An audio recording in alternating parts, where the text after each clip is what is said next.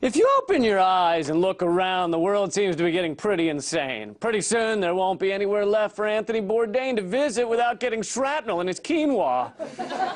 Countless countries seem to be at war with other countries, or threatening war, or acting awkward when they're standing next to each other at urinals, comparing missile size. But here's the thing.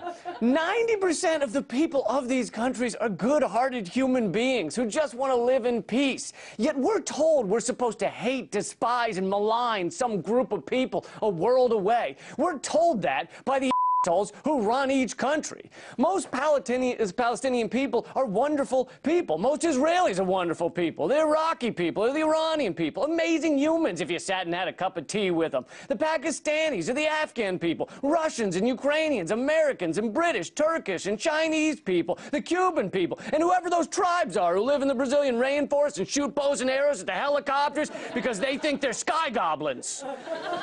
If you weren't worried about your nation or your religion or the idiocy you heard on the news, having a bite to eat with any of these people would likely be beyond enjoyable. Yet we're told we want war, bombing, and battling, pumping insane amounts of money into the military-industrial complex. Right now, the idea of more war is as unpopular as getting a blind man to hot wax your private areas. But as neocon and weapons contractor boy toy Bill Kristol recently said, a war-weary public can be awakened and rallied. Indeed, events are right now doing the awakening. All that's needed is the rallying, and the turnaround can be fast.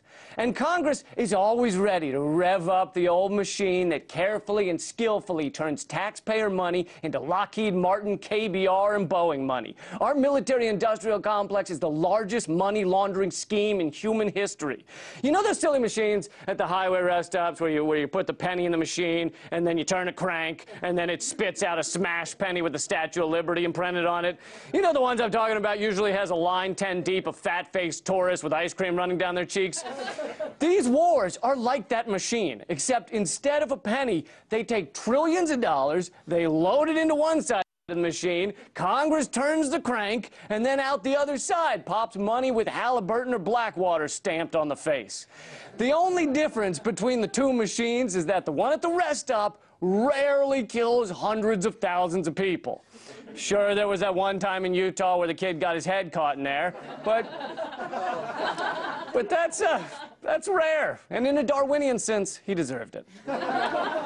As Howard Zinn once said, America does not have democracy when it comes to foreign policy. The majority of Americans are against these wars. We don't want them, we don't vote for them, we don't want to see kids die for them.